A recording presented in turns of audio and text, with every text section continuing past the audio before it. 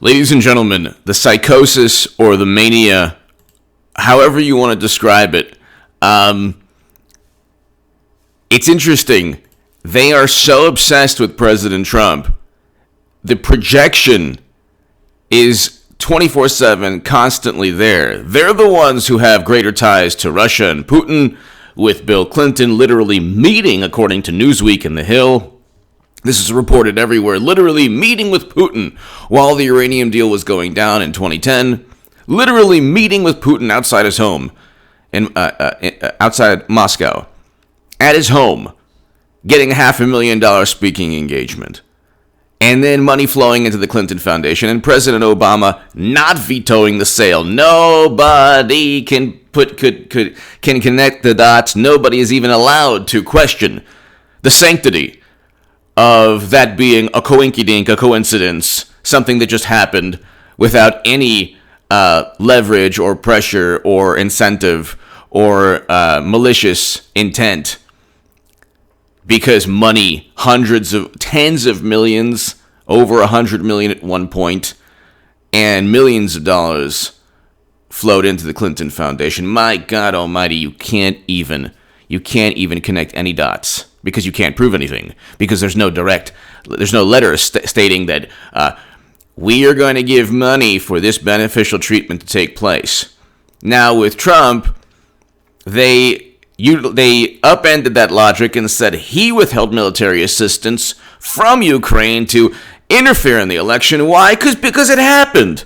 And obviously connect the dots, and we have a whole bunch of people saying it happened. If you connect the dots, the money was withheld before the election, so there you go. And it's obviously to go after Biden because he's pure as the driven snow. How do we know? We don't need any direct evidence. We don't need any emails, any documents, any admissions from people like President Trump or President Zelensky or President Poroshenko or anyone stating that we're doing this to interfere in the election. It's just something. Correlation equals causation, or correlation equals causation with Trump. Correlation never equals a causation with Clinton. Now, here you have, and by the way, share my Times of Israel article, Hillary Clinton, not Biden, will be nominee. That's below in the pinned comment. And my Huffington Post article, Hillary Clinton 2020 is a reality, get ready for 8 years of Trump. If you see anyone, they're at it again. It's unbelievable because I have an attorney who told me this person is breaking the law. So there's this Twitter user who's obsessed with me, does not say that the handle is a parody, which is what you're supposed to do. You cannot impersonate anyone, and I don't want to have any imbeciles impersonate me on social media. So if you see it's this Twitter handle, I'll do a segment on my other channel, but if you see that Twitter handle, report that to Twitter and let them know that is not me and they're breaking the law. But I'll do a segment on that on my other channel. It's unbelievable. There's no way to. I've contacted Twitter. Twitter said, "Oh, we'll take care of it." Of course, you know how that goes. So anyway, subscribe to H.A. Goodman's other channel, and I'm doing something. Something's going to be done with H.A. Goodman's hyperbole translator, which used to be Bizarro World Goodman. But here you have, finally, Biden says military will escort Trump from White House if he loses and refuses to leave. Biden predicts, this is The Hill, The Guardian, Biden predicts military will intervene if Trump refuses to accept election loss. CNN, Biden absolutely convinced military would escort Trump from the White House. Look, this is projection. They're the ones who have greater ties with Russia. They're the ones who fabricated who diverted attention away from not only their election loss, but the fact that they cheated Bernie Sanders. So they're the ones who cheated Bernie Sanders. Debbie Wasserman Schultz was forced to resign. Gee, I wonder why. 4 other Democratic National Committee officials were forced to resign, all in disgrace. And then they say, well, it was Russia who hacked the DNC. But then they say, well, Russia would never have hacked Clinton's servers running on Microsoft Exchange software and running on servers outside of the United States government with top secret Her emails were running on servers outside of the United States government with top secret and special access program intelligence. But Russia would never have hacked those servers, but they would have hacked the DNC just to hurt the Clintons, just to hurt Madam Secretary and the Democratic Party, because they're so afraid of everything President Obama did when Russia invaded Ukraine, which was nothing. The President Obama's administration did nothing. If anything, it presided over the sale of 20% of U.S. uranium capacity. This was after millions flowed into the Clinton Foundation. Nothing to see here. But Trump is not going to leave. He's going to need the military to kick him out, because this is how Democrats would act. Or this is let's just put it this way. If it's not how Democrats would act, if it's not projection, then it's this fabricated, contrived fear associated with the fantasy of President Trump. Trump is not the person that they've created. That's the issue. Trump is not the person that they've created. And they think that he's going to stay there because he craves this political power. He doesn't, you can dislike Trump, you can like Trump. He doesn't need the presidency. He was already a billionaire. The Clintons need politics because they've never had a business. You can go from Whitewater is an example. Any business endeavor that they've engaged in, an actual business, whether it's real estate or whatever, has been a complete controversy, scandal, failure. So they sell access to themselves as politicians. They're political fill-in-the-blanks. But, so he doesn't need politics. Lifelong politicians need politics because it's lucrative. Okay? Trump doesn't need the Oval Office. So he's doing it because he loves the country. You could think that's naive, or you could think that's absurd, but that's the reality. Whether you like his policies or not, I think that President Trump's a great president. I want an end to the war in Afghanistan, and President Trump is ending that endless counterinsurgency, conflict, and quagmire. I want Americans home. He's bringing Americans home and setting the groundwork. And President Trump has set the stage for détente, or he's helped begin détente between North and South Korea, where President Moon Jae-in stated that Trump deserves the Nobel Peace Prize. He was the first president ever to step foot in North Korea. These are achievements that that have never been duplicated by any other president. You can say, well, it's not that big of a deal, so he stepped foot in North Korea. Well, it is a big deal. It's a huge deal. Now you have President Moon Jae-in just a couple months ago saying he envisions a joint North Korean and South Korean Olympic team. So these things have never taken place. Is the absurd, the account that's trying to impersonate me and break the law? They made this point in one tweet just recently. It's unbelievable. They said, "Oh, I said," and they write, "I said," as if it's me, because I don't have Twitter, I don't have Facebook. That's below, actually, in the description. I do not have Twitter, I do not have Facebook, but the imbecile who runs that account said, "Oh yeah, I said that, there would be peace between North and South Korea." No, I said he set the groundwork and begun. President Trump was integral to beginning détente between North and South Korea, and easing of tensions, communication. So they have greater diplomatic ties than they have normal diplomatic ties now.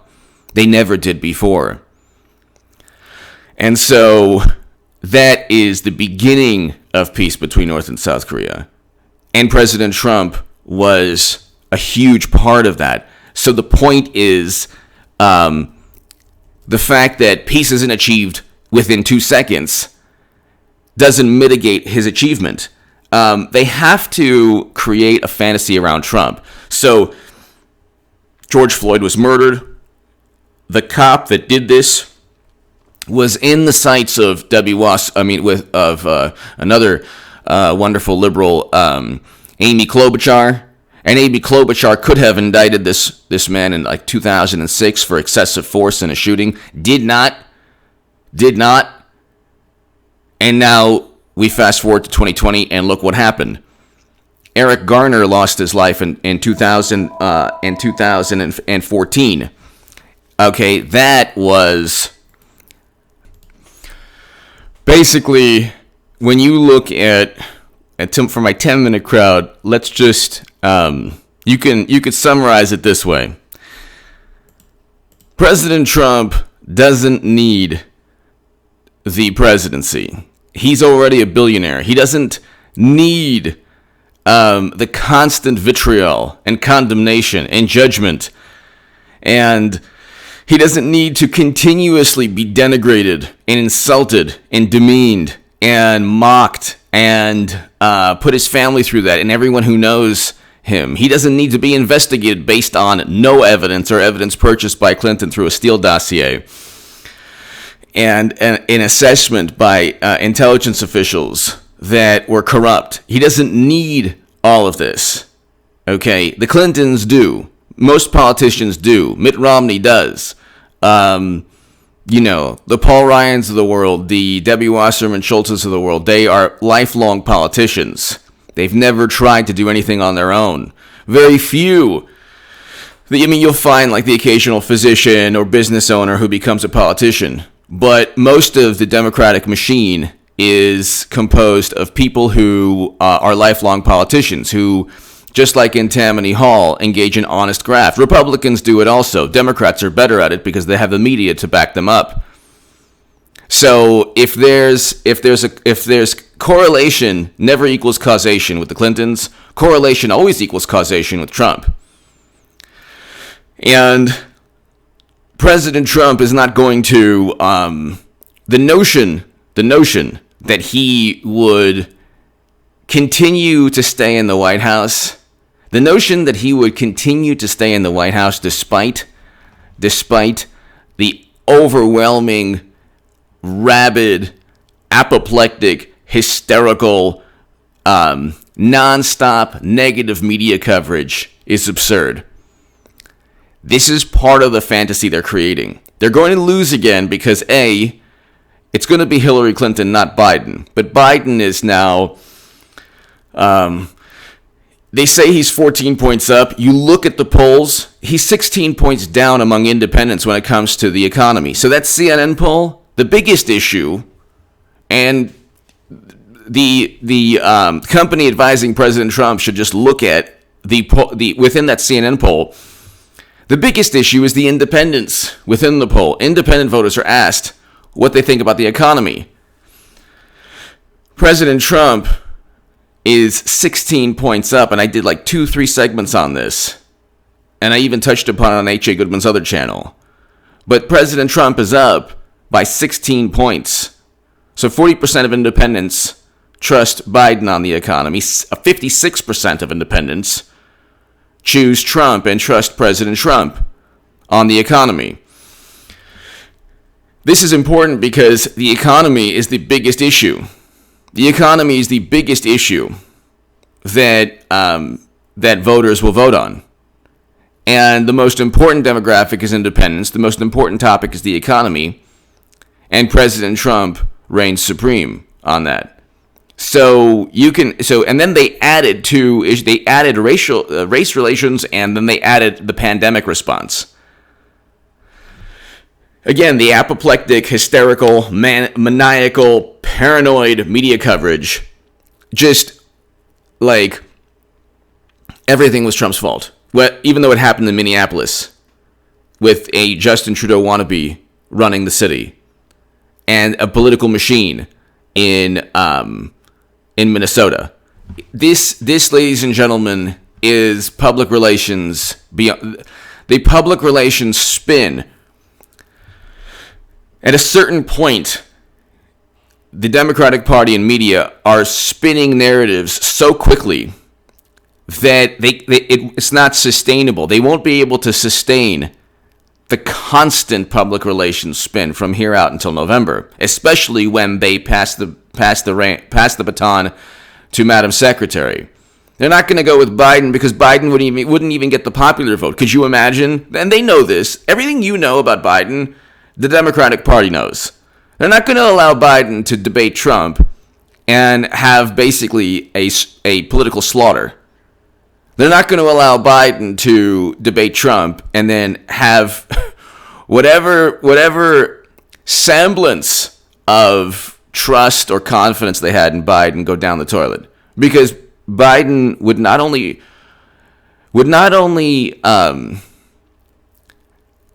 it would be the most hilarious debate.